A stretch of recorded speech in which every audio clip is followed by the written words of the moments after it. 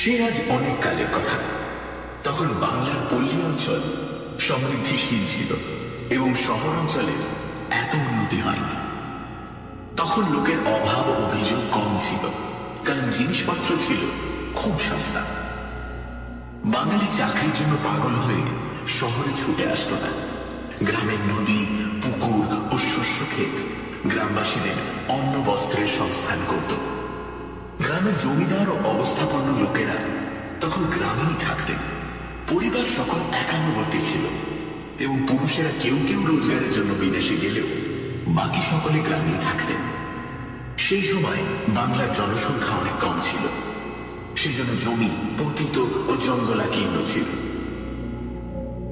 গ্রামের আশপাশ নির্জন থাকাতে লোকের মন ডাকাত ও ভূত প্রেতের ভয়ে আচ্ছন্ন ছিল। তখন গঙ্গা ময়রার মতো ভূতের রোজারা বহু রোজগার করতেন। শিকড় বাকড়ে লোকের বিশ্বাস ছিল, অবশ্য তাদের পুণ্য ছিল যথেষ্ট। সেই কালে আমাদের যশোর জেলার কোন এক বর্ধিষ্ণু গ্রামে শ্রী দেবেন্দ্রনাথ ঘোষ বাস করতেন। গ্রামের নাম ছিল কল্যাণপুর, আর দেবেনবাবু ছিলেন সেই গ্রামের জমিদার। তার দুমহলা চক মেলানো বাড়ি ছিল। বাইরের মহলে ছিল জমিদার বাবুর বৈঠকখানা, নায়েব গোমস্তাদের দপ্তর এবং বাইরের কোনো অতিথি এলে তাদের থাকবার ঘর। বাইরের মহলের পর উঠোন, তারপরে অন্দর বাড়ি। বাইরের উঠোনের রক থেকে অন্দরমহলে যাবার একটি গলিপথ ছিল, অর্থাৎ বাইরের উঠোনের অন্দরের দিকের রক থেকে সেই গলিপথ দিয়ে অন্দরের উঠোনের রকে যাওয়া যেত। অন্দর বাড়ির মস্ত উঠোন, সেই দিকেই রান্নাবাড়ি, ভাড়ার ঘর, দাসীদের থাকবার ঘর ছিল। অন্দরের দোতলায় দেবেনবাবুর পরিবারবর্গ বাস করতেন। কল্যাণপুরের 10 মাইল উত্তরে উষা গ্রামে দেবেনবাবুর জমিদারি ছিল। এই গ্রামে নায়েব তহসিলদার ছিলেন রামচন্দ্র পাল। তার একটি মাত্র ছেলে নরেন বা নরু। সে এবছর এন্ট্রান্স পরীক্ষা দেবে। টেস্ট পরীক্ষায় উত্তীর্ণ হলে নরেন রামবাবুকে বলল, বাবা, আমাদের বাড়িতে তো মোটে 2টি ঘর। আমার পড়াশোনার বড় অসুবিধা হচ্ছে। ইউনিভার্সিটি পরীক্ষার আগে এই 2 মাস আমি যদি অন্য কোনো স্থানে থেকে পড়তে পারতাম, তাহলে আমি পাস সম্বন্ধে নিশ্চিন্ত হতে পারতাম। রামবাবু কথাটা বুঝলেন, কিন্তু হঠাৎ কোনো উপায় স্থির করতে পারলেন না। উষা গ্রাম ছিল খুব ছোট। গ্রামটি 3 দিকে জঙ্গল ও একদিকে ছিল প্রকাণ্ড মাঠ। যদিও এই গ্রামে কয়েক ঘর মধ্যবিত্ত গৃহস্থের বাস ছিল, কারণ এমন বাড়ি ছিল না যেখানে একটি খালি ঘর পাওয়া যায়। এই বিষয়ে চিন্তা করতে করতে জমিদার মশাইয়ের কথা রামবাবুর মনে পড়ল। দেবেনবাবু ছিলেন অত্যন্ত ভদ্রলোক ও দয়ালু। রামবাবু নিশ্চিত জানতেন যে তার ছেলেকে 2 মাসের জন্য স্থান দিতে জমিদার বাবু কখনো আপত্তি করবেন না।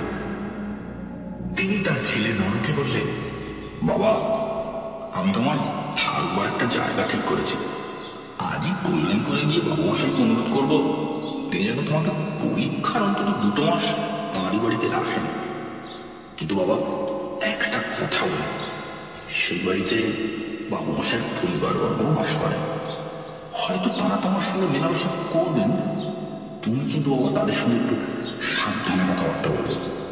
তোমার 18 বছর বয়স হয়েছে, বেশি কিছু বলা তোমাকে বাহুল্য। দেখো বাবা, কেউ যেন আমার নরুর নিন্দে না করতে পারে। নরু বলল, বাবা, তুমি নিশ্চিন্ত থাকো। আমাদের মনির বাড়ির মেয়েদের সঙ্গে কিরূপভাবে ব্যবহার করতে হয় তা আমি জানি। তাছাড়া আমি তো দিনরাত লেখাপড়া নিয়েই থাকবো। তোমার ভয় নেই, তোমার ছেলের কেউ নিন্দে করবে না। রামবাবু যা ভেবেছিলেন তাই হল। জমিদার বাবু অতি আনন্দের সঙ্গে নরেনকে তার বাড়িতে রাখতে রাজি হলেন। নরেন যে ঘরটি পেল তার দরজার সামনেই রক, তারপরে উঠোন এবং উঠোনের অপর দিকে অন্দরমহলে যাবার রক, যেখান থেকে অন্দরের উঠোনে যাবার সুপথটি আরম্ভ হয়েছে। নরেন এই ঘরে থেকে পরীক্ষার জন্য প্রস্তুত হতে লাগল। সে অন্দরে গিয়ে খাওয়া দাওয়া করত এবং অতি শীঘ্রই জমিদার গৃহিণী ও তার কন্যাদের স্নেহ আকর্ষণ করে নিল। নরেন নরেন ছিল শান্তশিষ্ট ও বিনয়ী। সেই জন্য সে সকলের স্নেহ ভালোবাসা আকর্ষণ করতে পারত। জমিদার গৃহিণী ও কন্যারা নরেনের সঙ্গে আপনজনের মতোই ব্যবহার করতেন।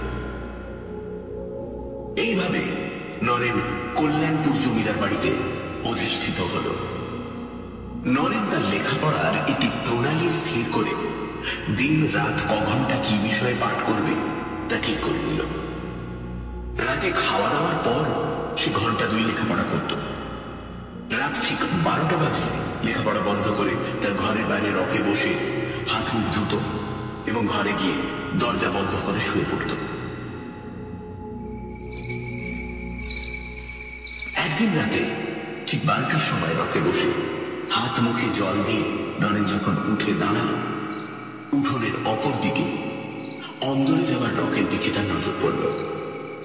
নরেন দেখল যে সেখানে 19-20 বছরের একটি সুশ্রী মেয়ে দাঁড়িয়ে আছে। নরেন তাকে চিনতে পারল না। সে তাড়াতাড়ি দরজা বন্ধ করে শুয়ে পড়ল। পরদিন রাত্রে নরেন পড়ছে আর ভাবছে, কি সেই মেয়েটি অত রাত্রে রকে দাঁড়িয়ে কি করছিল? আজও সে আসবে নাকি? নরেন পড়ে আর মধ্যে মধ্যে মেয়েটির কথা ভাবে। এই দোনামোনা করতে করতে রাত 12টা বাজল। নরেন বাইরে হাত মুখ ধুতে গিয়ে প্রথমেই ওদিকে রকে দৃষ্টি নিক্ষেপ করল। দেখল ঠিক সেইখানে সেই মেয়েটি দাঁড়িয়ে আছে। নরেন লজ্জা পেল, কিন্তু অদম্য কৌতূহল বশত মেয়েটির দিকে চেয়ে রইল। মেয়েটিও নরেনকে এক দৃষ্টে দেখছিল। ক্রমে মেয়েটি আস্তে আস্তে নরেনের দিকে এগোতে লাগলো, যেন নরেনকে কি বলবে। ক্রমে মেয়েটি উঠোনে নেমে ধীরে ধীরে নরেনের দিকে আসতে লাগলো, কিন্তু নরেন আর অপেক্ষা করল না। তার বুক ধড়ফড় করছিল। সে তাড়াতাড়ি ঘরে ঢুকে দরজা বন্ধ করে দিল। নরেনের সে রাত্রিরে ভালো ঘুম হল না। পরদিনও সারাদিন মনটা উচাটন হয়ে রইল। এই মেয়েটি কি? কোথাও দেখেছি বলে তো মনে পড়ছে না। এত রাত্রে সে আমার ঘরের দিকে কেন আসছিল? গোড়ায় ভাবছিলাম বাবুদের বাড়ির কোনো মেয়ে, কিন্তু তাও তো নয়। মেয়েটি কি ভালো মেয়ে নয়? অথচ মুখ দেখে তো সেরকম মনে হয় না। মুখে একটা সরল সরল ভাব, যেন আমায় কিছু বলতে চায়। দেখি আজও যদি আসে তাহলে ওর পরিচয়টা জানার চেষ্টা করব। নরেন সারাদিন এইসব কথাই ভাবল। কিছুতেই মেয়েটিকে মন থেকে সরাতে পারল না। সেদিন একটু পড়াতে মন বসাতে পারল না।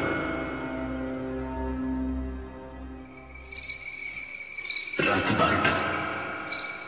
নরেন ঘরের বাইরে গিয়ে দেখল মেয়েটি আজ রক থেকে নেমে উঠোনের মধ্যে দাঁড়িয়ে আছে। নরেনকে দেখি মেয়েটি তার কাছে অগ্রসর হয়ে এলো। আজ আর নরেন তাকে ফেরাতে পারল না। মেয়েটি নরেনকে অতি মিষ্টি স্বরে জিজ্ঞেস করল, তোমাকে আমার বড় ভালো লেগেছে, তাই একটু গল্প করতে এলাম। চলো তোমার ঘরে গিয়ে বসি। মেয়েটির চোখে কি ছিল জানি না। নরেন যেন মন্ত্রমুগ্ধ কিংবা মোহগ্রস্তের মতো হয়ে গেল। কেমন এক অবর্ণনীয় ভাব অনুভব করল। সেটা আনন্দ, ভয়, মোহ না সুখ? নরেনের মন এবং দেহ দুই যেন সবশে রইল না। সে মেয়েটির সঙ্গে সঙ্গে তার ঘরে প্রবেশ করল। তুমি কি? আমি মালতী। তুমি আমায় চেনো না। আজ কদিন তোমায় দেখছি, তোমায় বড় ভালো লেগেছে, তাই তোমার সঙ্গে বন্ধুত্ব করতে এলাম। তুমি রাগ করনি তো? আচ্ছা, তুমি এত রাতে আসো কেন? ঠিক রাত 12টার সময় আমার আসবার সুযোগ হয়। অন্য সময় আমি চেষ্টা করলেও আসতে পারি না। এইসব জিনিস একদিন আমি তোমাকে ভালো করে বুঝিয়ে বলবো। আমি রোজ ঠিক রাত 12টার সময় আসবো ও 2টোর সময় চলে যাব। তোমার কোনো ভয় নেই, আমি তোমার কোনো অনিষ্ট করবো না। আমার পরিচয় জানতে চেও না, আমি তোমার বন্ধু। এই কি যথেষ্ট নয়? নরেনের তখন স্বাভাবিক অবস্থায় ছিল না, তাই নইলে হয়তো সে মেয়েটির পুরো পরিচয় জানবার জন্য পিড়াপিড়ি করত। কিন্তু সে তা করল না। সে মেয়েটির সাথে গল্প করতে লাগল। তার মনে অনির্বচনীয় আনন্দ, যেন কেমন মোহগ্রস্ত ভাব। নরেনের একবারও মনে হল না যে এই ব্যাপারটা সম্পূর্ণ অস্বাভাবিক।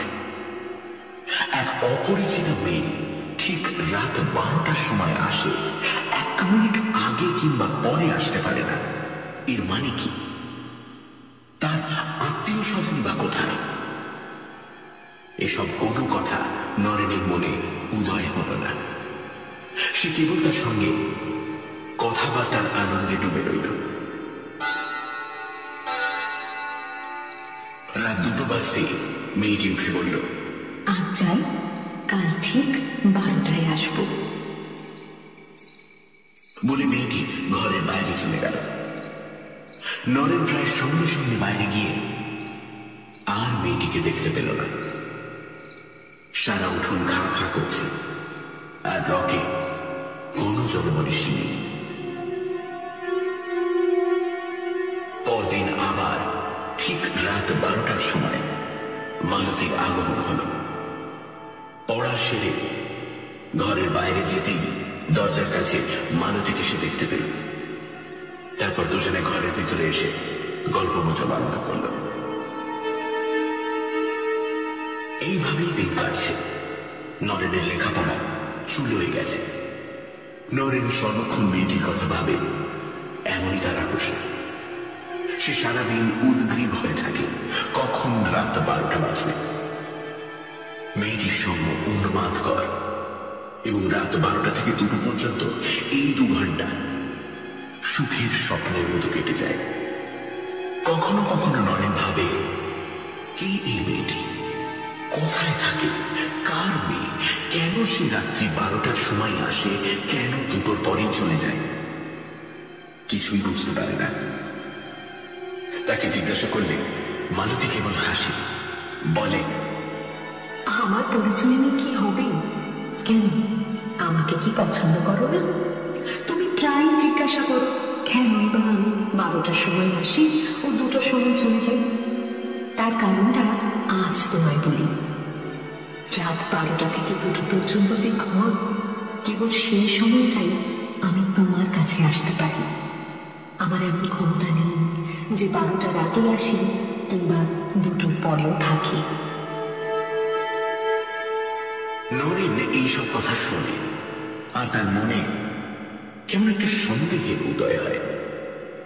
একবার এই কথাও তার মনের মধ্যেও কিছু কি মারে যে এই কি মানুষ নয়?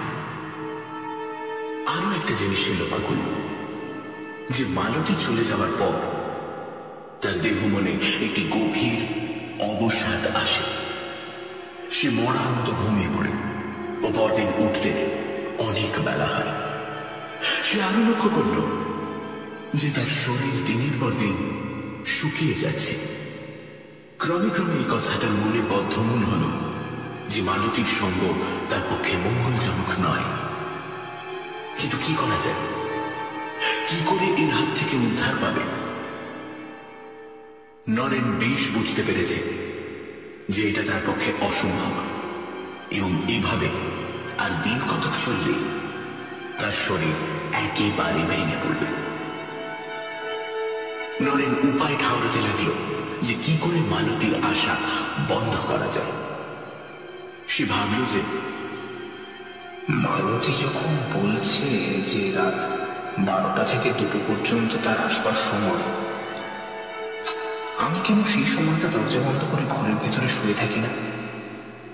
সে দরজা বন্ধ থেকে বুঝতে পারবে যে আমি হয়তো ঘুমিয়ে পড়েছি। হ্যাঁ, সেই রাত্রে সে ঐরম করবে। সেই দিন রাত 11টার সময় নরেন দরজা বন্ধ করে তার বিছানায় শুয়ে পড়ল। সে ঘুমাবার চেষ্টা করল, কিন্তু ঘুম কিছুতেই এল না। যখন জমিদার বাড়ির ঘড়িতে ঢং ঢং করে 12টা বাজছে, তখন ঘরের মধ্যে খসখস করে কেমন একটা শব্দ হল। নরেন এতক্ষণ চোখ বুজে পড়েছিল। খসখস শব্দ শুনে নরেন চোখ মেলে দেখল যে মালতী ঘরের ভেতর দরজার কাছে দাঁড়িয়ে আছে। তুমি? যদিও এই ব্যাপারে নরেন হতভম্ব হয়ে গেল, কিন্তু আশ্চর্যের কথা এই যে সে মালতীকে দেখে আবার মোহাবিষ্ট হয়ে পড়ল এবং তাড়াতাড়ি উঠে বসে তাকে সাদর সম্ভাষণ জানাল। মালতী হাসি মুখে বলল, হাত যে বড় দরজা বন্ধ করে রেখেছ, ঘুমিয়ে পড়েছিলে বুঝি? আরে না না না, শরীরটা খারাপ লাগছিল তাই বিছানায় শুয়েছিলাম। ইচ্ছে ছিল 12টা বাজলেই বাইরে যাব, কিন্তু তুমি ঘরের ভেতরে এলে কি করে? আমি এক ম্যাজিক জানি। দরজা বন্ধ থাকলেও কি করে ঘরের ভেতর আসতে পারা যায় সে কথা তোমাকে একদিন আমি বুঝিয়ে দেব।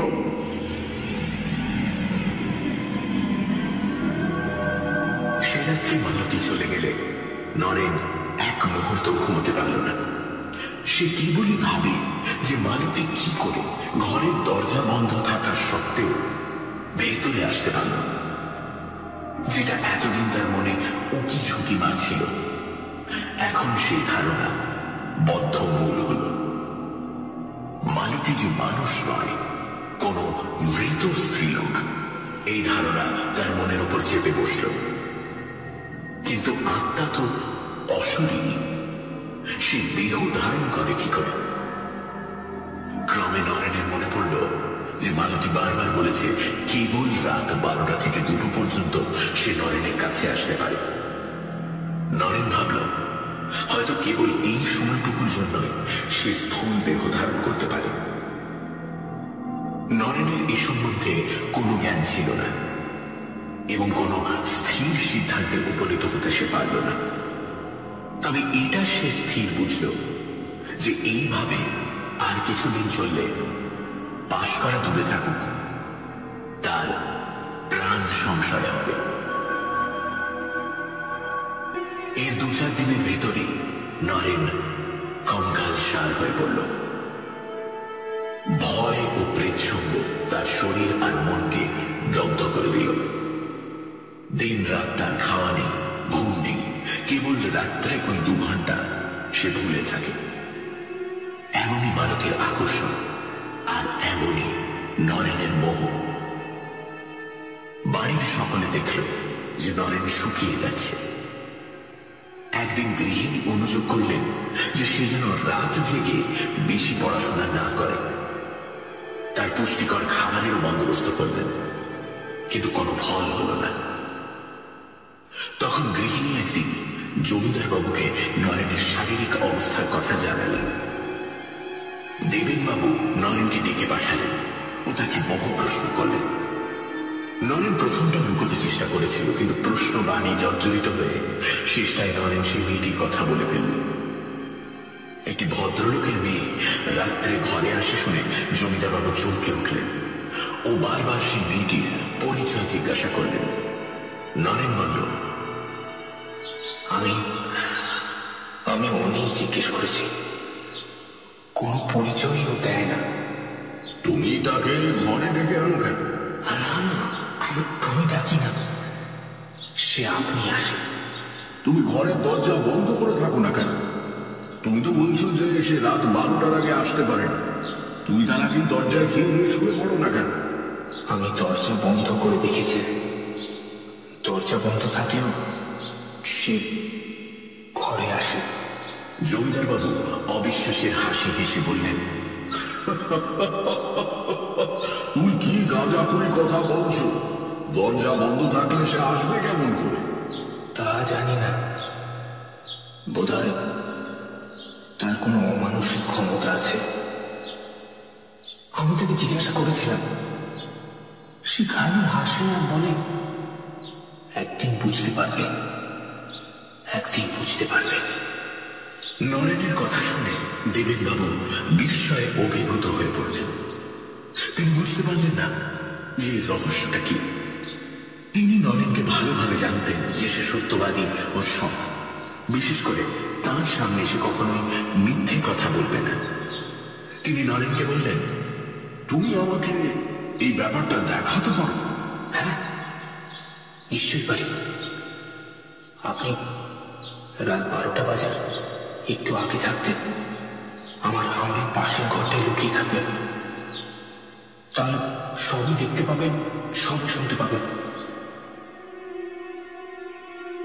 দেবেনবাবু তখনই নরেনের ঘরে গেলেন ও দরজা জানলা সব তন্ন তন্ন করে পরীক্ষা করে বুঝলেন যে দরজা বন্ধ থাকলে বাইরে থেকে সে ঘরে আসা একেবারে অসম্ভব। এই ঘরের পাশে একটি ছোট ঘর ছিল এবং এই দুই ঘরের মধ্যে একটা ছোট জানলা ছিল। দেবেনবাবু ভেবে দেখলেন যে ওই জানলাটা খুলে যদি কেউ আলো নিভিয়ে ওই ছোট ঘরটায় লুকিয়ে থাকে, তাহলে নরেনের ঘরের সব ব্যাপারই সে লক্ষ্য করতে পারবে। দেবেনবাবু মনে মনে এই প্ল্যান স্থির করে রাত্রির জন্য অপেক্ষা করলেন।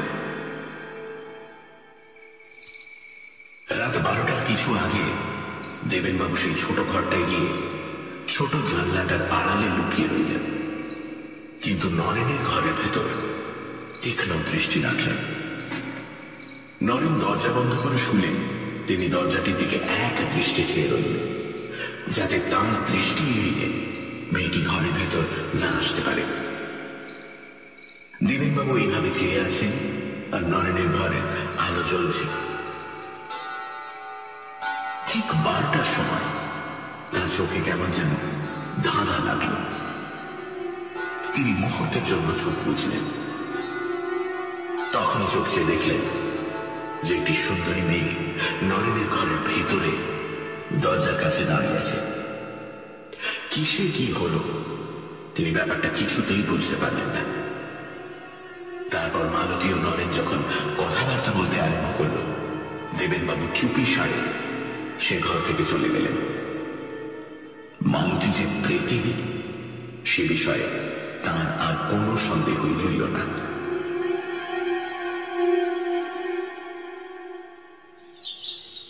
পরদিন সকালে দেবেনবাবু নরেনের বাবাকে এক জরুরি পত্র লিখে ঘোড়সওয়ার দিয়ে উষা গ্রামে পাঠিয়ে দিলেন। সে পত্রে তিনি লিখলেন, তুমি এখনই এসে নরুকে তোমার গ্রামে ফিরিয়ে নিয়ে যাও, নইলে তার প্রাণ সংশয়। আর নরেনকেও ডেকে বললেন যে তার বাপকে আনতে লোক গিয়েছে, তিনি এলেই যেন তার সঙ্গে নরেন গ্রামে ফিরে যায়। নরেন খুব রাজি, কারণ রাত্রের ওই 2 ঘন্টা ছাড়া নরেন সবসে সাধারণ মানুষের মতোই থাকে। সে বুঝল এর হাত থেকে বাঁচতে গেলে তার পলায়নেই মঙ্গল। সেই দিনই নরেনের বাবা এলেন। নরেনের শরীরের অবস্থা দেখে এবং সব কথা শুনে ভয়ে দুঃখে তিনি পাগলের মতো হয়ে পড়লেন।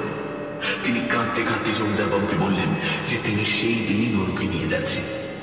দেবেনবাবু বললেন, শুধু নিয়ে গেলে হবে না, একজন ভালো ওঝাকে নিয়ে নরুকে দেখাও। ওকে পেতনিটা যেভাবে পেয়েছে তাতে ছাড়ানো সহজ নয়। রামবাবু বললেন যে তিনি তাই করবেন। সেই দিনই তারা উষা গ্রামে ফিরে গেলেন। নরেনের মা সব কথা শুনে কেঁদে সারা। তিনি বললেন, পরীক্ষা মাথায় থাকুক, ছেলের প্রাণ বাঁচানোটা তো আগে দরকার। নরেনও এত দূর চলে এসে আর বাবা মাকে নিকটে পেয়ে মনে অনেকটা বল পেল। সে ভাবল পৃথিবীটাকে আর এত দূরে আসতে হবে না। সে সকাল সকাল খেয়ে দিয়ে তার ঘরে শুতে গেল, কিন্তু ঘুম আর আসে না। ক্রমেই রাত হচ্ছে আর নরেন ভাবছে সে কি এখানেও আসবে নাকি। এইভাবে রাত 12টা বাজল আর সঙ্গে সঙ্গে নরেন দেখল যে মালতী ঘরের ভেতরে দাঁড়িয়ে আছে। নরেন ভয় পেল কিন্তু সেই অদম্য মোহ। সে উঠে মালতীকে সম্ভাষণ করল। মালতী, তুমি যে এখানে চলে এলে, তুমি কি ভাবছো? আমি ভাবছি তুমি এখানে এলে কি করে। আমার শরীরটা খারাপ হয়েছে বলে বাবা আমাকে নিয়ে এসেছে। তুমি সত্যি বলছো? তোমাকে আমার কাছ থেকে ছাড়াবার চেষ্টা হচ্ছে না তো? সে কিন্তু কেউ পারবে না, তা যত চেষ্টাই না করো। তুমি কি এতদিনেও বুঝতে পারোনি যে আমি কে? তোমাকে আমার খুব ভালো লাগে, আমি কখনো তোমার অনিষ্ট করব না। কিন্তু তুমি যেখানে যাবে আমিও যাব। তুমি যতদিন বেঁচে থাকবে এইভাবে আমি আসব। তোমার মৃত্যুর পর আমরা চিরকাল একসঙ্গে থাকব। মালতীর কথা শুনে নরেনের বুক কেঁপে উঠল। যদিও সে আগেই বুঝেছিল যে মালতী মানুষ নয়, কিন্তু এমন খোলাখুলি ভাবে সে কথা এর আগে কোনোদিন হয়নি।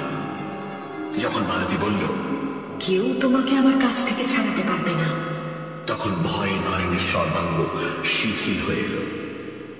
সে যদিও অন্য দিনের মতো হাসি খুশির ভান করল, কিন্তু ক্ষণে ক্ষণে তার মুখ শুকিয়ে উঠতে লাগল।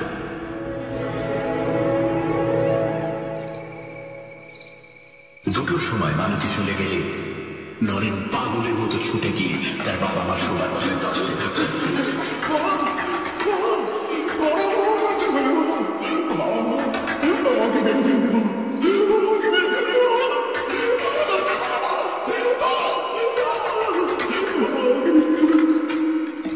তারা তাড়াতাড়ি দরজা খুলে বেরিয়ে এসে সব কথা শুনলেন ও হাহাকার করে কাঁদতে লাগলেন।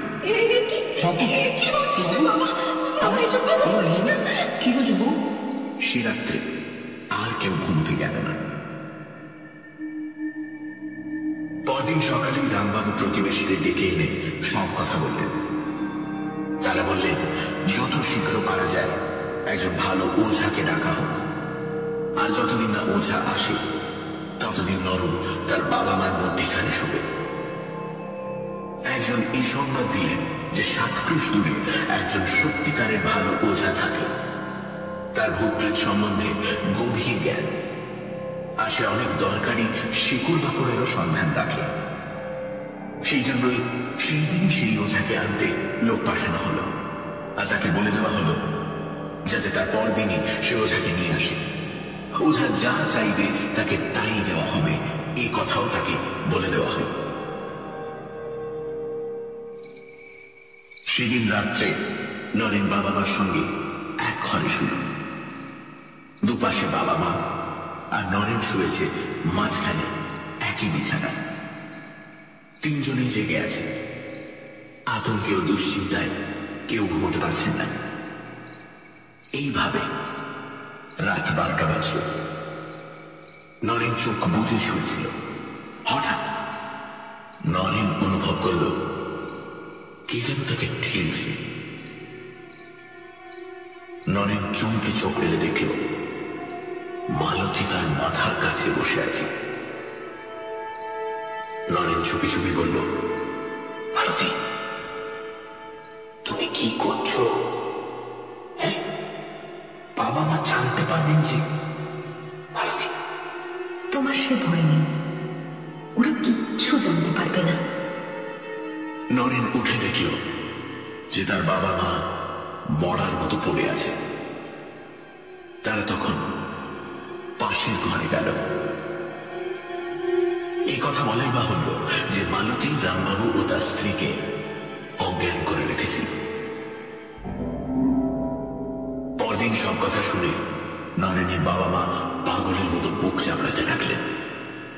নরেনও বুঝল যে আর তার নিস্তার নেই। আতঙ্কে ও দুশ্চিন্তায় তার শরীরের আর কিছু নেই।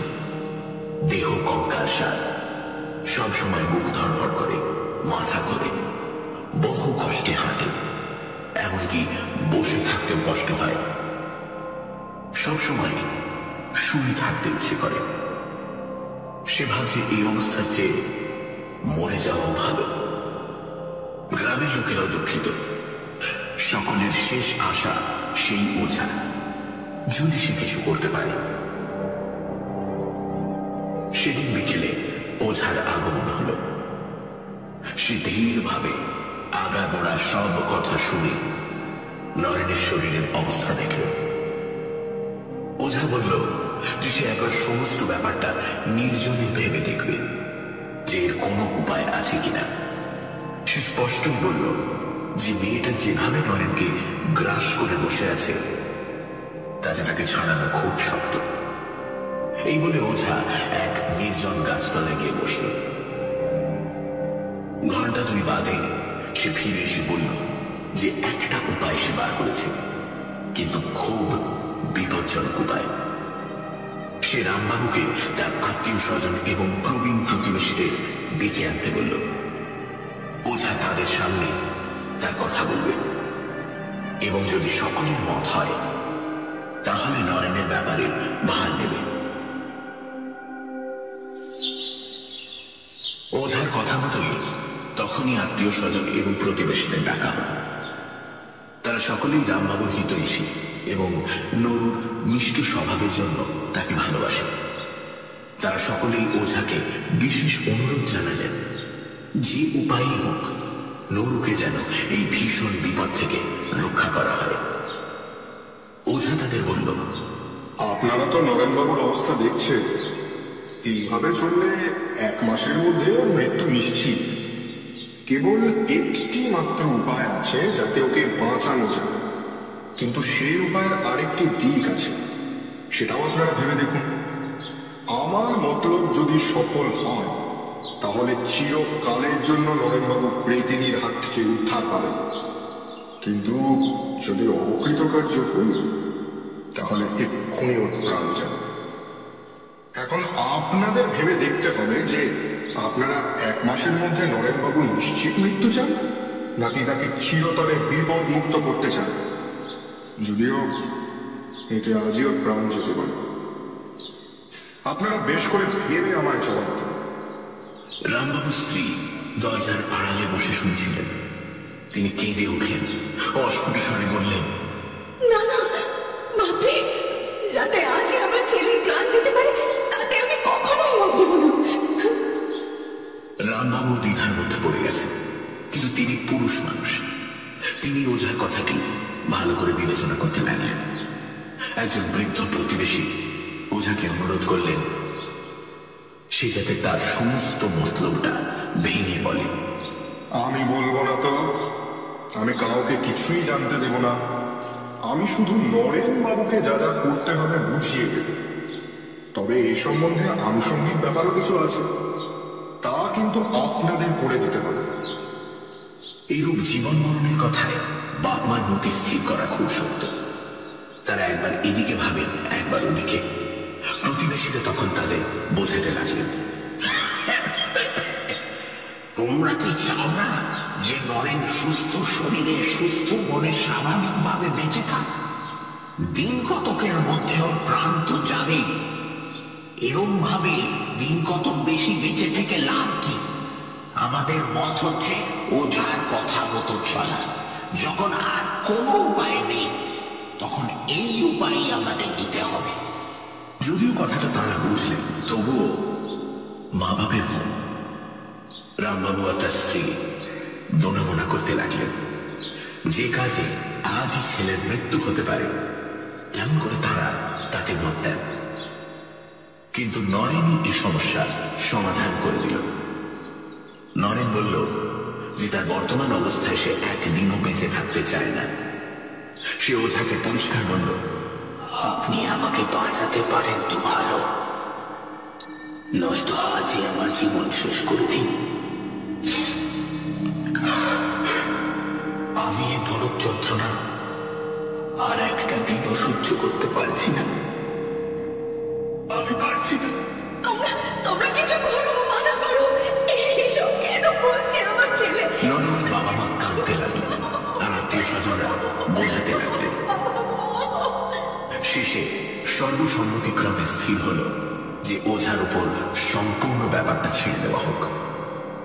সে বলল, আজ তো সন্ধে হয়ে গেছে, আজ আর কিছু হবে না। আর একটা রাত্রি নরেনবাবু এইভাবেই থাকুন। কাল আমি এ ব্যাপারে একটা হেস্ত নেস্ত করব। তবে এখানে হবে না, যেখানে নরেনবাবুর সঙ্গে তার প্রথম দেখা হয়েছিল সেইখানে যেতে হবে। শেষকালে স্থির হলো ওঝা ও নরেন রামবাবুর সঙ্গে পরদিন সকালে কল্যাণপুরে জমিদারের বাড়িতে যাবে। সে রাত্রে মালতী নরেনকে বলল, তোমায় আগেও বলেছি, এখনো বলছি, যে কেউ তোমাকে আমার হাত থেকে কেড়ে নিতে পারবে না। আমি কখনো তোমার কোনো অনিষ্ট করব না। তুমি আগে যেখানে ছিলে সেখানে ফিরে যাও। আমার এখানে আসতে কিছু কষ্ট হয়। বেশ, তাই হবে। কালই আমি কল্যাণপুর ফিরে যাব। পরদিন কল্যাণপুরের জমিদার বাড়িতে রামবাবু, নরেন ও ওঝা উপস্থিত হল। ওঝা দেবেনবাবুকে বিষয়টা বুঝিয়ে দিল এবং বলল, আপনাকে কিছু সাহায্য করতে হবে আমার। দেবেনবাবু খুব আগ্রহের সঙ্গে সব কথা শুনলেন আর বললেন, তুমি যা চাও করবো। নুরু আমার ছেলের মতো। তাছাড়া মনুষ্যত্বের দিক দিয়ে এই পৈশাচিক ব্যাপারে যাতে অবসান হয়, তাতে আমি সর্বপ্রকার সাহায্য করতে বাধ্য। না না, আপনাকে বেশি কিছু করতে হবে না। আপনি শুধু নরেনের ঘরটি খুব ভালো করে সাজিয়ে দিন। ঘরটি ছেড়ে মুছে তক্তপোষ সরিয়ে সেখানে একটি খাট পেতে দিন। আর ঘরটি আর বিছানাটি নানা রকম ফুল ও মালায় সজ্জিত করুন তো। সব বন্দোবস্ত কিন্তু সন্ধ্যের মধ্যেই শেষ করতে হবে। এতে আর কষ্ট কি? সন্ধ্যের মধ্যেই এই বন্দোবস্ত হয়ে যাবে। রাত 10টার সময় ওঝা নরেনকে নিয়ে সেই ঘরে ঢুকে দরজা বন্ধ করে দিল। সেখানে ওঝা নরেনকে তার মতলবটা ভেঙে বলল আর খুব ভালো করে নরেনকে বুঝিয়ে দিল তাকে কি করতে হবে আর কি বলতে হবে। শেষকালে ওঝা বলল, নরেনবাবু, আপনার জীবন এখন আপনার হাতে। ভূতনাথ মহাদেবের কাছে প্রার্থনা করি যে তিনি আপনার মুখে বল দিন। রাত্রি 12টার কিছু আগে ওঝা ঘর থেকে বেরিয়ে গেল। ঠিক রাত 12টায় মালতীর আগমন হল। নরেন খুব আগ্রহের সঙ্গে তাকে আহ্বান করল এবং সাজানো খাটে বসতে বলল।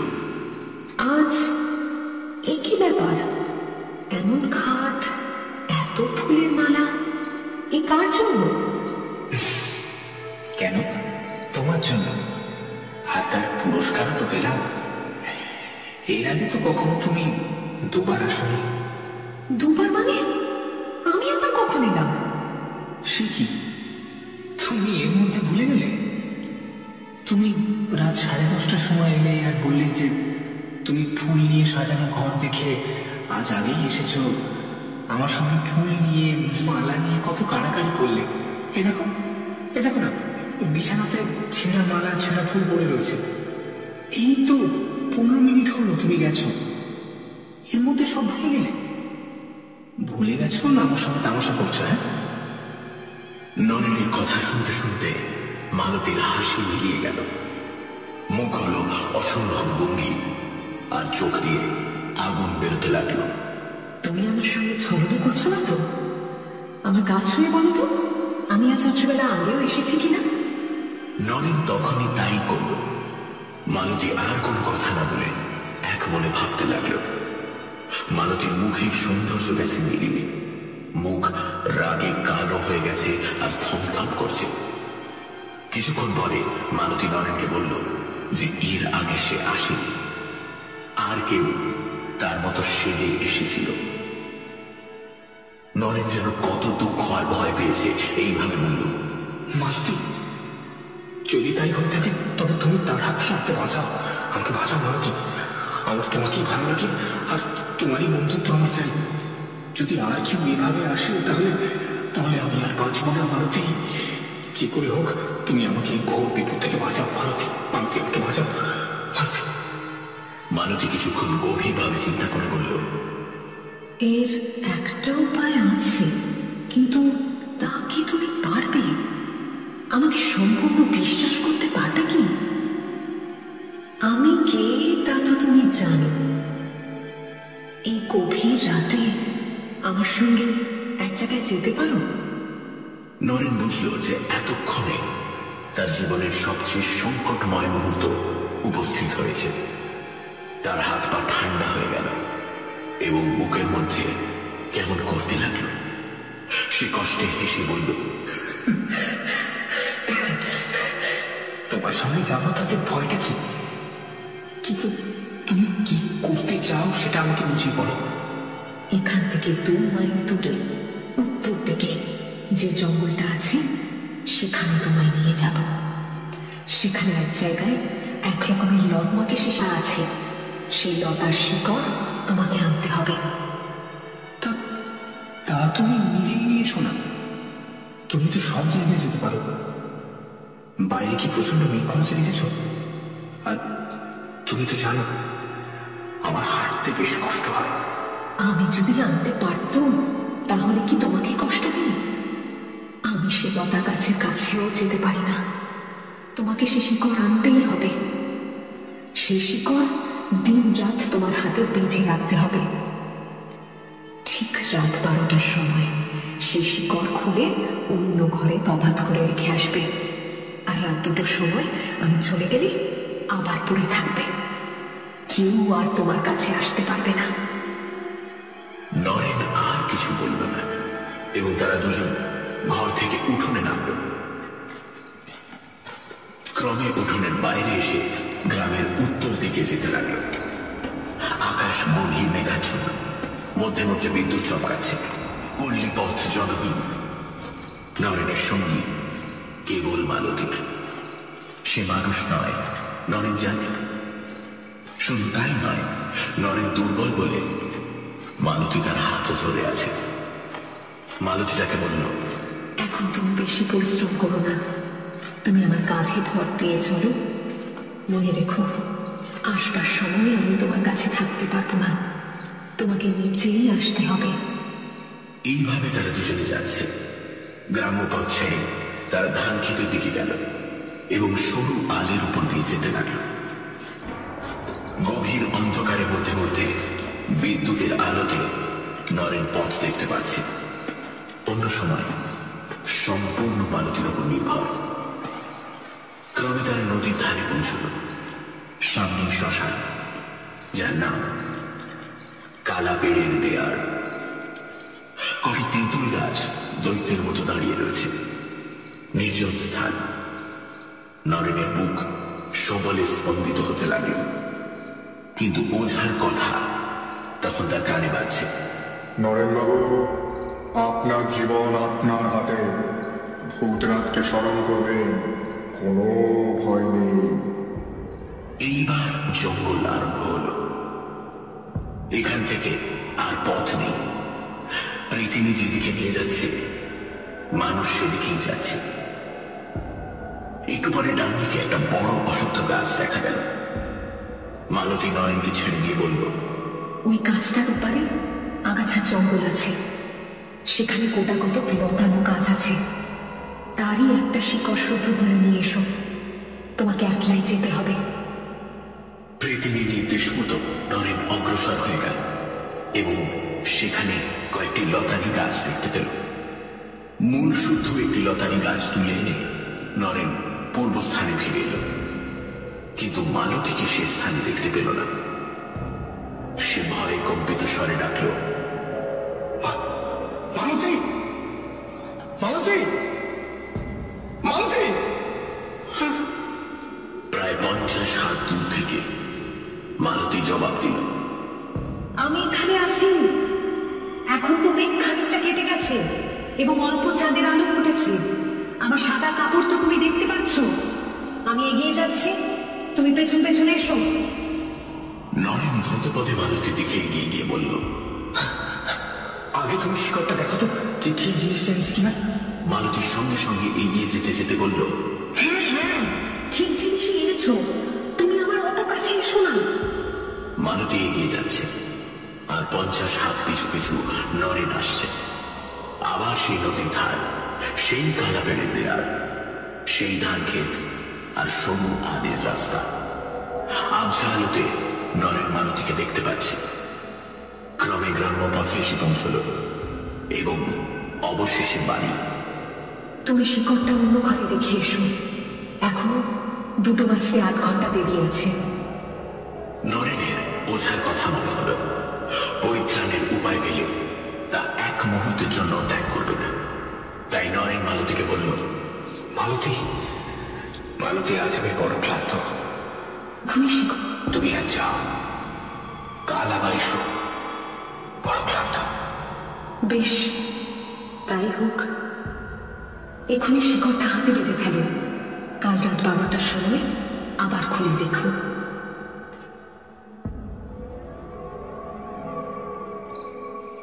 নরেন বাড়িতে পৌঁছে জমিদার বাবু বৈঠকখানা ঘরে গেল। সেখানে ওঝা দেবেনবাবু ও তার বাবা গভীর দুশ্চিন্তায় আচ্ছন্ন হয়ে বসেছিলেন। নরেনকে দেখতে পেয়ে তারা আনন্দে কলরব করে উঠলেন। ওঝা জিজ্ঞেস করল, ওষুধ পেয়েছেন? কি জিনিস পেলেন একটু দেখি। নরেন শিকড় শুদ্ধ লতাটি ওঝাকে দিল, আর মালতী তাকে যা যা বলেছিল তাও বলল। ওঝা বলল, আর ভয় নেই। জয় ভগবান, জয় মহাদেব, জয় ভগবান। সেই রাত্রে এক বালার ভেতর সেই শিকড় নরেনের বাহুতে মক্ষম করে বেঁধে দেওয়া হল। সে এমন বজ্র বাঁধন যে নরেন নিজে হাজার চেষ্টা করলেও অন্যের সাহায্য ছাড়া সে বালা খুলতে পারবে না। এই বালা ওঝাই সঙ্গে এনেছিল এবং এর গঠনও একটু বিশেষ রকমের।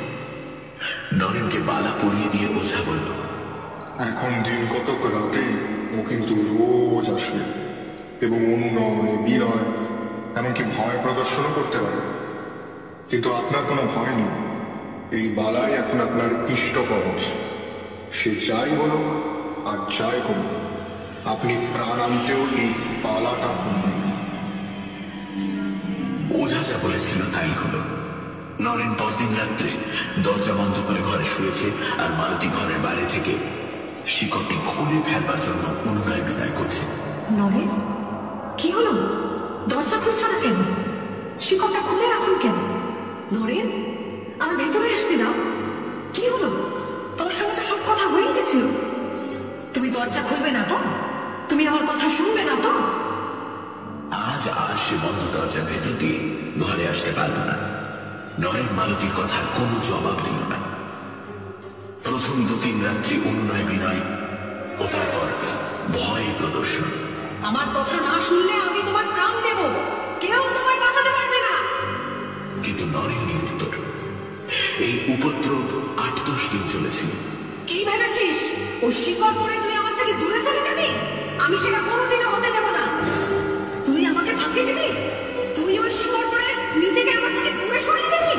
আমি এটা কোনোদিনও হতে দেব না। আমি এর আগেও বলেছিলাম, এখনো বলছি, এই শিকড় খুলে ফেল। আমি তোর কোনো অনিষ্ট করবো না।